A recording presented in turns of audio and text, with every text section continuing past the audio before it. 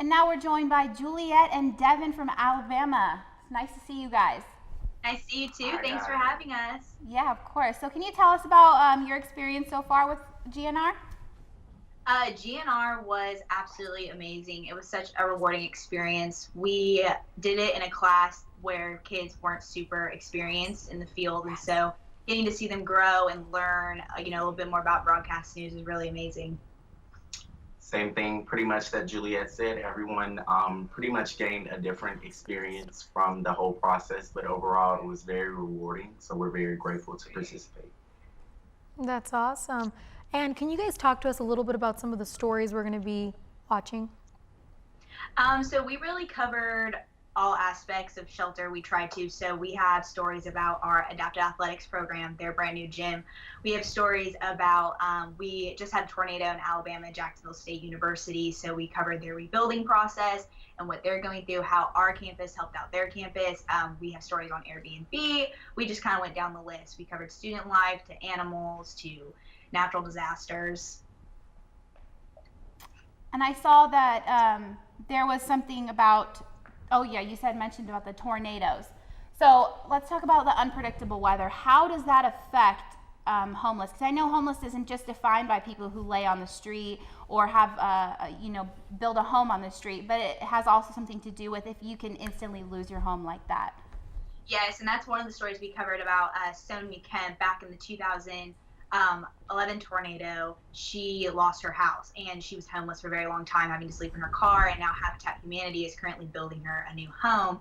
And our weather here is extremely unpredictable. On Saturday it was a beautiful sunny day. Yesterday we had streets flooding with torrential downpours of rain. So that's something we really tried to show in our segment of the Global News Relay, is how unpredictable our weather can be.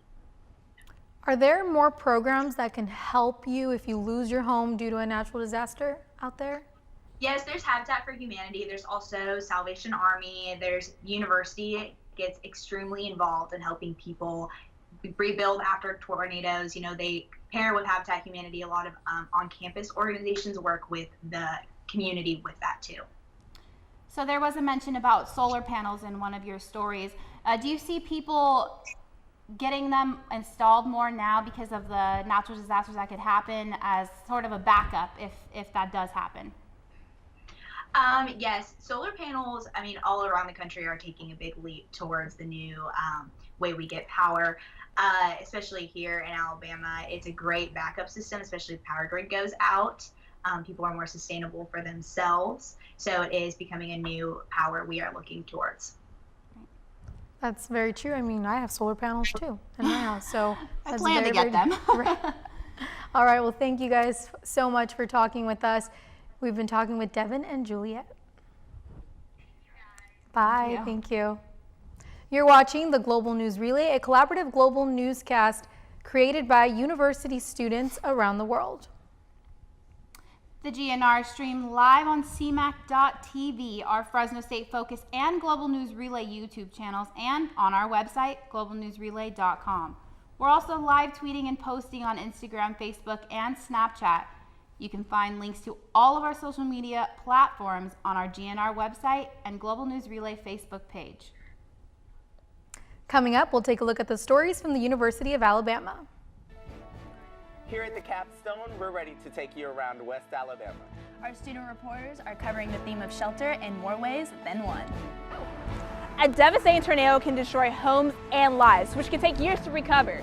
We'll show you how a woman gets the help that she needs for her new home 7 years later. You've heard of people prepping to live off the grid, but do you think you could survive? We'll show you how one man uses technology and his environment to make sure that he could do it. When it comes to retirement, you probably wouldn't think about coming back to a college campus. Find out why some senior citizens are coming back to the University of Alabama. Thousands of University of Alabama students live off campus, but no matter where you live, problems always find their way inside of a home.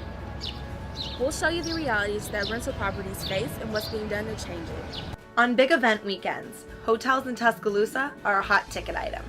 Straight ahead, find out why you may want to unpack your bags in a homier option. Having a place to call its own is now a reality for the University of Alabama Adapted Athletics program.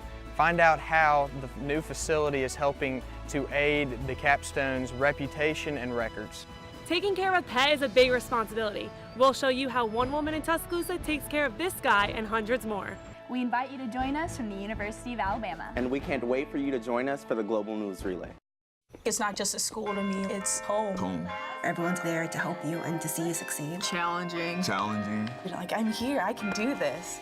Friends. Friendship. Relationships. There's people that know you and people that are there for you around every corner. It's the shared experience. Rigorous. Growth. Transformative. Tradition.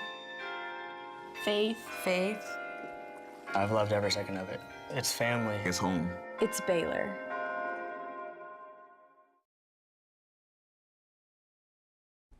Now we're going to take a look at some of the packages from Alabama.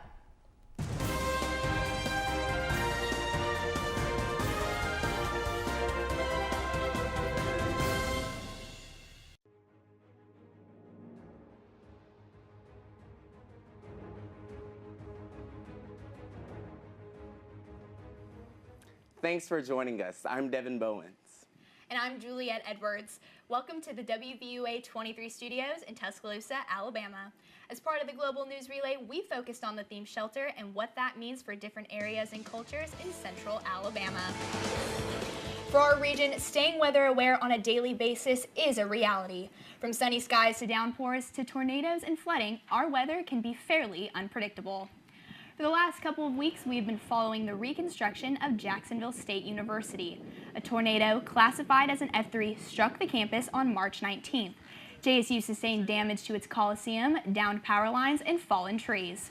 As part of assessing the damage, the University of Alabama's engineering department put drones to use. The UA's Remote Sensing Center used its drones to help JSU, and the footage allowed them to speed up repairs to the damaged buildings. A group of UA students spent Easter weekend volunteering in Jacksonville and at a local elementary school. The JSU administration is using the elementary school space for business classes until other repairs are made. In more continuing coverage, classes resumed at JSU this past week. Damaged trees were still among the major safety concerns before students returned to campus. Members of UA's Facilities and Grounds Department put in long hours at helping crews at Jacksonville State. The grounds crews focused on cleaning the area around the School of Science. They removed broken limbs and removed over 100 damaged trees around Pete Matthews Coliseum. After the storm of 11, when it came through Tuscaloosa, and a lot of the guys had damage to their houses and around the community, and so when we got the call and we started asking some of our guys if they were interested in coming and helping out, we had no problem getting 12 guys to come up here and help. The 13-member team hopes that their work made a difference in the recovery process. It takes time for survivors of a tornado to get back on their feet. For one Tuscaloosa woman, it's been 7 years since the 2011 tornado destroyed her home. Reporter Daria Spencer joins us now live to show us why she's ready to put the past where it belongs. Daria? That devastating tornado destroyed 12% of the city of Tuscaloosa 7 years ago. In the path was Sonia Kemp's home, and ever since she was forced to carefully step around sunken floorboards. Now Habitat for Humanity is giving Kemp the opportunity to start all over again in a new house. On April 27, 2011, Sonia Kemp's life changed. An F4 tornado destroyed the city she called home. The tornado left Kemp's house standing but unlivable. The house was built in 1930, and it wasn't the best, but it was stable. But when the tornado came through, it shifted the house. Kemp suffered from extreme damage such as broken windows and beams. Her foundation shifted, causing parts of her ceiling to fall in. When it rained, Kemp slept in her car to keep dry. So when it came her turn, our construction director went out and looked at her house and just thought, oh my goodness, this is unrepairable. Years after her traumatizing experience, Kemp began to lose hope when other homes affected by the storm were being rebuilt. What about me? I'm a good person because I watched them build Rosedale, the little houses up there, and I'm like, well, what about me? Then a friend of mine, so they said, you just fell through the cracks. That's what it was. Kemp was told by a friend on applying for home repairs by Habitat for Humanity. Once approved, Kemp met with Executive Director Ellen Potts on the next steps for her new home. They called and told me it was a son that was laying on the couch watching TV. And I think it was Miss Potts. She called. She said, congratulations. You've been chosen by the University of Alabama. We're going to build your house. The process of rebuilding Kemp's home is now in progress. With the sounds of hammers and drills, Kemp's new chapter begins. Each new home Habitat for Humanity builds is equipped with a storm shelter. Residents say the addition gives them an added sense of security during severe weather. Back to you, Juliet. Thanks, Daria. Habitat for Humanity has built almost 70 homes since the April 2011 tornado. 3 are currently under construction, and Sonia Kemps will be the 4th. It is not uncommon for animal control officers to get calls for dogs and cats who are roaming the streets of Tuscaloosa and outlying county areas. Ariana Ford joins us live from the studio to kick off a few stories with how different municipalities and shelters are dealing with stray animals. Ariana? The city of Northport recently seized an illegal dog rescue operation after residents said they didn't feel safe in their own neighborhood. District 2 Northport City Councilman Jay Logan says a kennel can't be operated within a residential neighborhood, and this includes an animal rescue facility. Residents of a West Alabama subdivision are terrified to leave their homes. At a recent city council meeting, they brought up concerns regarding safety following recent dog attacks. At least 9 dogs were contained in the residential area. Councilman Logan said the rescue operation is registered with the state of Alabama as a nonprofit under the name Southern Paws Animal Rescue. The owner is aware that a business license is required, although he does not possess one. I think we've come to a great conclusion and a resolution on the request from citizens. The operations that were in that neighborhood could not operate because simply it was running as a business in a residential neighborhood, which is totally against our code currently. So we've engaged the resident and pretty much ceased operations from that standpoint, and staff now will go internally to do some checks throughout the next coming weeks, and then we'll look internally to see what our plans are for our existing ordinance. The council described this operation as commendable. It just doesn't fit in the city's current code. City leaders are considering an ordinance limiting the number of dogs allowed in a residential home to 3. Back to you, Devin. Thanks, Ariana. When it comes to college students leaving the safety of their homes, many times they are also leaving behind their pets. Reporter Amanda Hull shows you how you can take advantage of a service from the local animal shelter and benefit others at the same time. The Tuscaloosa Metro Animal Shelter helps several home-searching dogs in efforts to keep them off the streets of Tuscaloosa County. Metro Animal Shelter takes lost dogs found by citizens, as well as any dog found by animal control. Ones that are here and they come to find their dog and they can't afford the fees to get them out, we'll work with them on that. The citizens of Tuscaloosa to keep their shelter running smoothly. We have volunteer program. I think that's probably the most vital thing, is someone coming in and actually helping out. Like today, we don't have any volunteers here, and so that means that all of us have to pull more, and it's very hard without having volunteers here. They make a big part of our everyday. Here at Tuscaloosa Metro Animal Shelter, there's many ways for University of Alabama students to get involved. One student tells us why she chose the very popular Puppy Happy Hour as her way to help out. And they're cooped up all day in a small cage, so they get to run free, and I don't know, I think it's a stress reliever for both of them, like the dog and the person. Tuscaloosa Metro Animal Shelter encourages students to come out for Puppy Happy Hour or think about fostering, adopting, or even volunteering. For the University of Alabama, I'm Amanda Hull reporting. The Tuscaloosa Animal Shelter said for more information on how to donate, foster, or adopt, please visit their website or call them at 205-752-9101. In a college town, one organization is working to make sure students are taking responsibility for their pets. Erin McNally joins us now live with how they are trying to make this happen. Erin? It may seem obvious to most people that they should keep their pets on a leash, pick up after they make a deposit in a public area, or give them plenty of water when out on an adventure. But that's not always the case.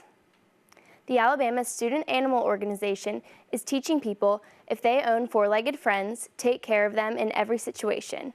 The ASAO has more than 30 members who hold educational sessions on the quad about responsible pet ownership. They also volunteer and make chew toys at meetings. They also work off campus at Federley Farms, where they build kennels and play areas for rescued pups at the Canine Compassion Fund. ASAO also advocates microchipping your pets in case they get lost. The cost typically runs about $25. Back to you, Juliet. If you want to get more involved in the Alabama Student Animal Organization, you can contact founder Hannah Gordon through the group's Facebook page. The University of Alabama has one of the top adapted athletics programs in the country. In February, the program opened its own state-of-the-art facility here in Tuscaloosa. Reporter Charles Heron joins us now live to show us why it's been a welcome addition to the program. Charles? Yes, that's right. We had the chance to talk to coaches and players from the men's wheelchair basketball team who shared their thoughts on the new adapted athletics facility here at the Capstone, as well as the direction the program is headed. Let's take a look at the inside of the new $10 million multi-purpose facility. The Strand Harden Arena has its own regulation-sized basketball court where the wheelchair basketball teams practice and play games. Also included is a locker room that is state-of-the-art. The teams also have their very own workout equipment designed for the adapted athletes. A study hall area is also open for the student athletes. This is the second national championship for the men's wheelchair basketball team. The women's team has won 5 and tennis has won 3. Coach Ford Bertram said the new arena has been a huge asset to the improvements in more ways than one. These kids that come into our program and get to take advantage of this beautiful facility, the weight room, the locker rooms, having a study hall here, having a conference room where we can watch film together and we're not all huddled up on my couch at home. Players like Sean Burns also played on the 2013 National Championship team. He says the support the team receives at the Capstone goes a long way in how they perform on the court. Being in this program has made me such a better person. It's made me better athlete. It's made me pretty much everything. So I don't know, I owe this program and the university a lot. Men's and women's wheelchair basketball and tennis are considered high-performance sports with students on scholarship. But UA also has adapted athletes participating in other sports such as para-rowing, adapted golf, and one in track and field. Back to you, Devin. The tennis team competes in the Collegiate Wheelchair Tennis Nationals Tournament in Orlando. We wish them the best of luck in hopes of bringing home another national championship. The city of Tuscaloosa continues to get closer and closer to a population of 100,000 just within the city limits alone. Let's turn to Maria Blau, who kicks off our coverage at how some of our residents, visitors, and community members enjoy our home down here in the Deep South. Maria? When a student decides to come to the University of Alabama, there's more choices in housing than ever before. The campus has 35 residence halls and up to 8,400 students can live in them any given semester. After freshman year, many students opt for choices off campus, which brings more responsibility and hundreds of choices in a growing community like Tuscaloosa. Reporter Brianna Lipkin joins us now live to show how some off-campus housing turned into a nightmare for some students. Brianna? That's right, Maria. We've spoken to several college students who have faced the grown-up issues of dealing with problems in their home. As we'll show you, social media is helping students before and during their experiences. The University of Alabama has an enrollment of more than 32,000 students. 74% of those students live in off-campus housing. Students have the choice of living in apartments or standalone homes, but both come with complications. It was a noticeable water stain in my ceiling, so I called my rental company and asked them to come fix the roof problem, and they replied with, we'll come fix it when the roof falls in. Due to the poor response of Madison's rental company, she faced permanent damage to her furniture, clothing, and bedroom. Other issues that students have faced range from mold on the outside of their homes, animal infestations, and drainage problems. So what I decided to do this time was to make a Facebook post about it, and they actually ended up seeing it and they responded to me and they said that I would no longer be having any more problems, and since then they've responded to me pretty quickly whenever I put in a maintenance request. While maintenance is supposed to fix problems in the home, students had to take to Facebook for action and expose their poor living conditions. This forced companies to change the way they handled business. With all the complaints from parents and social media, maintenance has now stepped their game up. As soon as they get to work, just go there as soon as they can. That way, the tenants feel like they're being, cared about. Students have high hopes that their living conditions will continue to improve. This is the time of year when students are looking and signing leases for where they will live next year. And so it's important to have a clear understanding in writing with property owners. The property managers we talk to encourage students to contact them as soon as they have problems so they can address them as soon as possible. Back to you, Maria. The University of Alabama does have a website and staff that serves as a resource for students who want to live off campus. Go to offcampushousing.ua.edu to help find options, roommates, and message boards. Now let's go to Leah Doolin, who can show you how some people are renting out their properties in an untraditional way. They are helping out-of-towners feel more at home when they visit T-Town. Leah? Tuscaloosa buzzes with excitement each weekend in the fall when the Crimson Tide plays football at home. It's been that way for years, but now that the University of Alabama can boast about its 17th national championship, it means even more people want to find the perfect spot to stay as close to campus in the middle of all the excitement.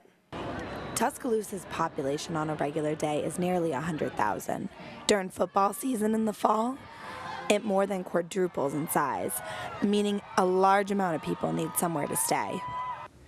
UA junior Maddie Sheard talks about some of her game day experiences.